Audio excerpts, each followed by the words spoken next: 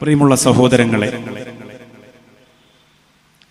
പടച്ച റബ്ബിന്റെ ഖുർആനിൽ 6000-ലധികം ആയത്തുകൾ പറയുന്നതിൽ 1000-ലധികം ആയത്ത് അല്ലെങ്കിൽ 1000-ഓളം ആയത്തുകൾ പറയുന്നത് പരലോകത്തെ സംബന്ധിച്ചാണ്. ഞാൻ ഇന്ന് നിങ്ങളോട് ചർച്ച ചെയ്യുന്ന വിഷയം മാതാപിതാക്കളുടെ മരണത്തിന് ശേഷം എന്നതാണ്. നമ്മുടെ ഉമ്മ, നമ്മുടെ ഉപ്പ മരണപ്പെട്ട് കഴിഞ്ഞാൽ പിന്നെ മക്കളുടെ ജോലി എന്ത്, അവരുമായുള്ള ബന്ധമെന്ത്?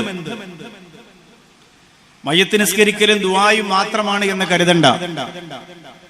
മൂന്നാം ഫാത്തിഹ നടത്തലും ആരെങ്കിലും കുറ്റപ്പെടുത്തുമോ എന്ന് ചോദിച്ച് ചിന്തിച്ച് ഒരു ഖത്തം നടത്തലും ഒരു ടാർപ്പ് കെട്ടലും മാത്രമാണ് എന്നും കരുതണ്ട.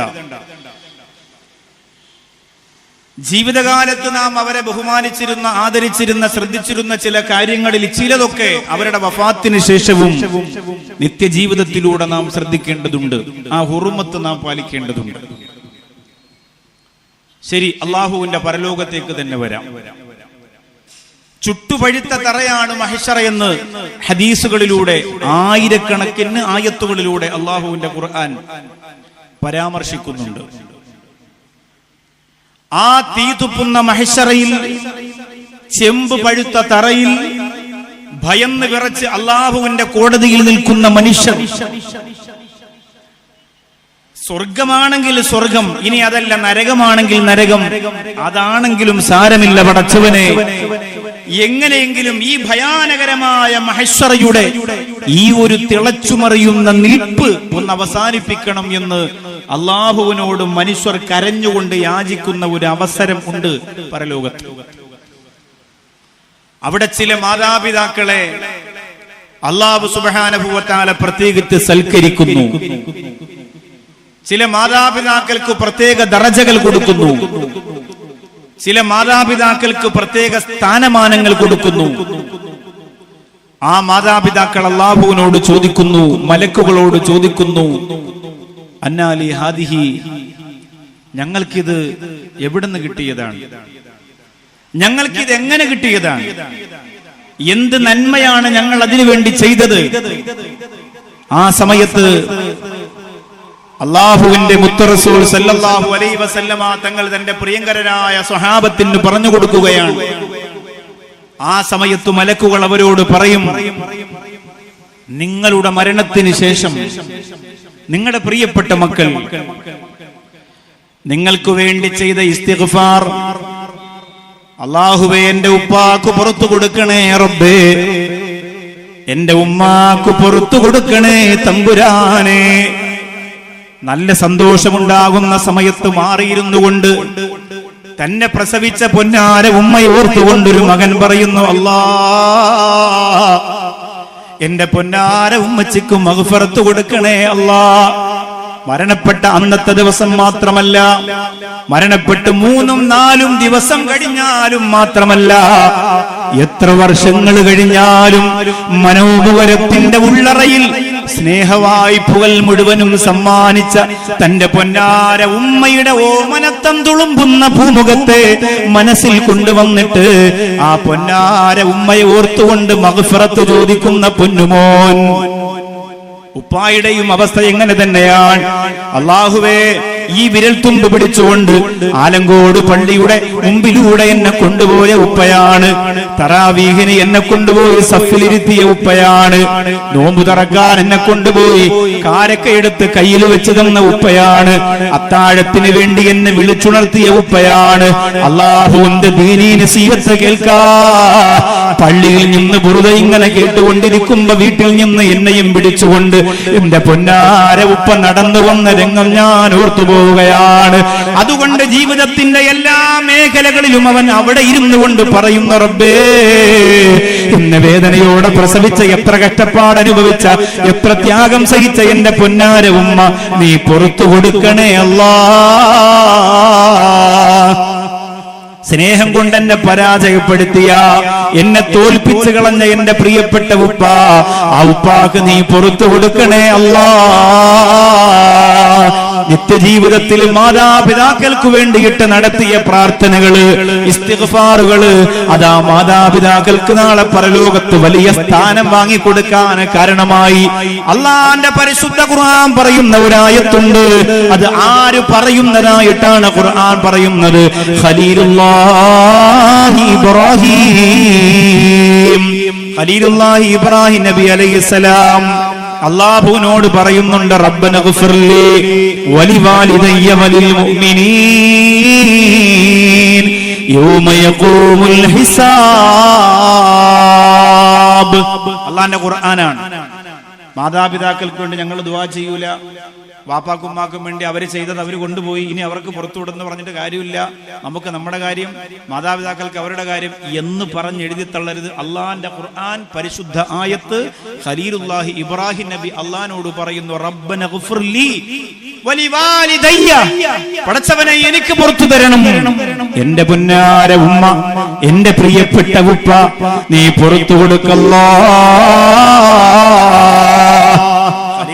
ഇബ്രാഹിം നബി അലൈഹിസ്സലാം തുടങ്ങി വെച്ച് തരുന്ന പ്രാർത്ഥന എന്തുകൊണ്ട് നമുക്ക് നമ്മുടെ നാവിലൂടെ 24 മണിക്കൂറിൽ നിന്ന് കുറഞ്ഞ സമയം നമ്മുടെ ഉപ്പായ ഉമ്മായ ഓർക്കാൻ വേണ്ടി ചിലവഴിച്ചുകൂടെ? പ്രിയപ്പെട്ടവരെ, എന്തുകൊണ്ട് നമുക്ക് ചെയ്തുകൂടാ? അള്ളാഹു സ്വീകരിക്കട്ടെ. ഈ സദസ്സിൽ വന്നിരിക്കുന്ന നമ്മളൊക്കെ ഇന്ന് ആദ്യം ഫസ്റ്റ് നാവ് കൊണ്ട് വെറുതെ മനസ്സുകൊണ്ടെന്ന് ചിന്തിച്ച നാവ് കൊണ്ടെന്ന് പറയാം, അള്ളാഹു എന്റെ ഉമ്മാക്ക് പുറത്തു കൊടുക്കല്ല, എന്റെ ഉപ്പാക്ക് പുറത്തു കൊടുക്കല്ല. ഒന്ന് പറഞ്ഞു നോക്കിയേ, കുറച്ച് ഭാരം കുറയും നമ്മുടെ മനസ്സിൽ. ജീവിച്ചിരിക്കുന്നവർക്ക് വേണ്ടിയും പറയാം, ജീവിച്ചിരിക്കുന്നവർക്ക് വേണ്ടിയും പറയാം. പറഞ്ഞു നോക്ക്, അള്ളാഹു എന്റെ ഉമ്മാക്ക് പുറത്തു കൊടുക്കല്ല, എന്റെ ഉപ്പാക്ക് പുറത്തു കൊടുക്കല്ല. അറബിൽ വേണ്ട, മലയാളത്തിൽ തന്നെ പറഞ്ഞു, എന്റെ ഉമ്മാക്കും ഉപ്പാക്കും പുറത്തു കൊടുക്കല്ല. സ്നേഹം തോന്നല്ലേ ഉമ്മയോട്? നിങ്ങളെ ഇരുത്തണ്ട തോന്നുന്നു, നിങ്ങളെ ഉമ്മാക്കും പാപ്പാക്കും ഞാനാ ചെലവ് കൊടുക്കണത്. നിങ്ങൾ പറയേ, നമ്മളെ എന്റെ ഉമ്മാക്ക് പുറത്തു കൊടുക്കല്ല നിങ്ങൾ പറയേ, സ്വന്തം കാര്യമല്ലേ. മറ്റൊരാൾ ഉസ്താദ് ദുആ ചെയ്യുമ്പോൾ ആമീൻ പറയുന്നല്ലേ, നിങ്ങളിപ്പോ നിങ്ങളോട് സ്വന്തം പറയാൻ, അള്ളാഹു എന്റെ ഉമ്മാക്കും എന്റെ ഉപ്പാക്കും പുറത്തു കൊടുക്ക റബ്ബേ. എല്ലാ സദസ്സിലും ഞാൻ ദുആ ചെയ്യലുണ്ട് എന്റെ ഉമ്മാക്കും ഉപ്പാക്കും വേണ്ടി. നമുക്ക് ഇങ്ങനെ ഒരു സദസ്സ് കിട്ടുമ്പോ, ഇങ്ങനെ ഒരു രാത്രി കിട്ടുമ്പോ, ഇങ്ങനെ ഒരു സായാഹ്നം കിട്ടുമ്പോ നമുക്ക് ദുആ ചെയ്തൂടെ? അള്ളാഹു എന്റെ ഉമ്മാക്കും ഉപ്പാക്കും പുറത്തു കൊടുക്കല്ല എപ്പോഴും പറയാൻ കേട്ടോ. ചില ആളുകൾ നല്ല ഭക്ഷണം കഴിക്കുമ്പോ ഉമ്മായ ഓർമ്മ വരും, ഉമ്മായ ഓർമ്മ വരും. ഭക്ഷണം കഴിച്ചു തീർന്ന് കൈ കഴുകി അൽഹംദുലില്ലാ പറയുമ്പോ, അല്ലാ എന്റെ ഉമ്മച്ചിക്ക് പുറത്തു കൊടുക്ക റബ്ബേ. ആലങ്കോട് പള്ളിയുടെ പരിസരത്ത് പ്രിയപ്പെട്ട പഴയകാലത്ത് 5, 6, 7 മക്കളുണ്ടായിട്ട് ആ മക്കൾക്ക് ഭക്ഷണം കൊടുക്കാനും ഗതിയില്ലാതെ ഇതുപോലെ തിളങ്ങുന്ന ബൾബുകളില്ലാത്ത ഒരു കാലം, ഇതുപോലെ നിരന്ന് കടകൾ ഇങ്ങനെ നിൽക്കാത്ത ഒരു കാലം, ഇതുപോലെ ചേറിപ്പാഞ്ഞുകൊണ്ട് വാഹനങ്ങൾ ഇങ്ങനെ ഓടിപ്പോകാത്ത ഒരു കാലം. ആ കാലഘട്ടത്തിൽ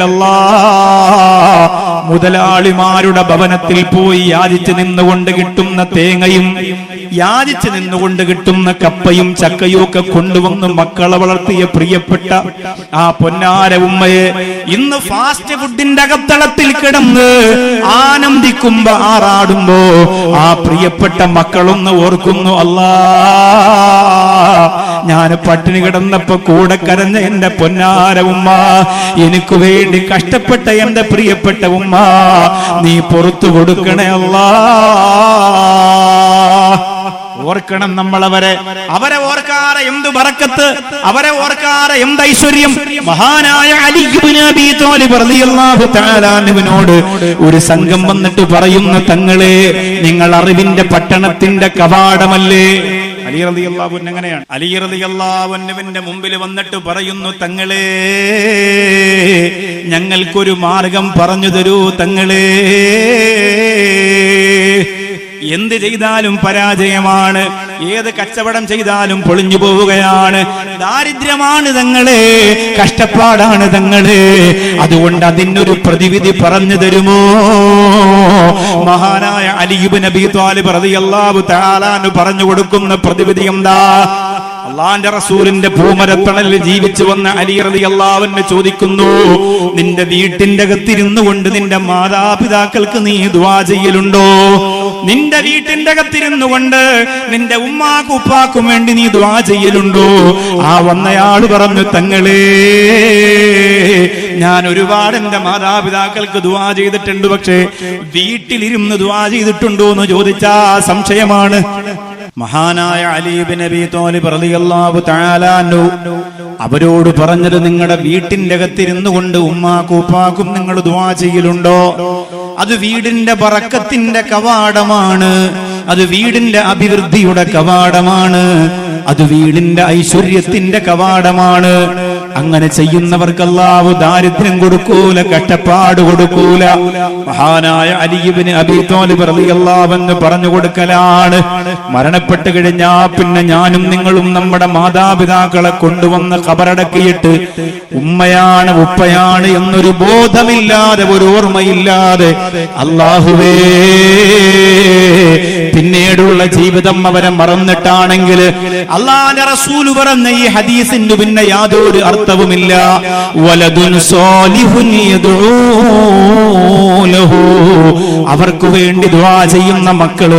അൽഹംദുലില്ലാഹ്, ആലങ്കോട് മുസ്ലിം ജമാഅത്തിന്റെ തിരുമുറ്റത്ത് തലയിൽ കെട്ടിയിരിക്കുന്ന ഈ പ്രിയപ്പെട്ട മക്കളെ കാണുമ്പോ അഭിമാനമാണ്. ഈ മക്കൾ അവരുടെ മാതാപിതാക്കൾക്ക് വേണ്ടി മാത്രമല്ല, അവരെ പോറ്റുന്ന, അവരെ പഠിപ്പിക്കുന്ന, അവർ പഠിക്കുന്ന നാട്ടിലുള്ള, അവരെ ഇഷ്ടപ്പെടുന്ന ഓരോരുത്തരുടെയും മാതാപിതാക്കൾക്ക് വേണ്ടി പ്രാർത്ഥന നടത്തേണ്ടവരാണ്. അല്ലാഹുവേ, അല്ലാഹു ഇഷ്ടപ്പെടുന്ന ഒരു യഥാർത്ഥ മുതഅല്ലിമിന്റെ പ്രാർത്ഥന അവരെ സഹായിക്കുന്ന മാതാപിതാക്കൾക്ക് വലിയ നേട്ടത്തിന് കാരണമാണ്. അതുകൊണ്ടാണ് മുത്ത് റസൂൽ പറഞ്ഞത്, വലദുൻ സ്വാലിഹുൻ യദ്ഊ ലഹു, മാതാപിതാക്കൾക്ക് വേണ്ടി പ്രാർത്ഥിക്കുന്ന സ്വാലിഹായ മക്കള്. നമ്മൾ അങ്ങനെ മക്കളെ ആക്കിയെടുക്കണം എന്റെ പ്രിയപ്പെട്ടവരെ. ആ മക്കളെ പഠിപ്പിക്കാൻ, ആ മക്കളെ വിജയിപ്പിക്കാൻ, ആ മക്കളെ ഉന്നത സ്ഥാനത്തിലേക്ക് എത്തിക്കാനുള്ള പരിശ്രമം നമ്മൾ നടത്തണം കേട്ടോ. അതാണായാലും പെണ്ണായാലും നമ്മുടെ ഭാഗത്ത് വീഴ്ച വരുത്താൻ പാടില്ല.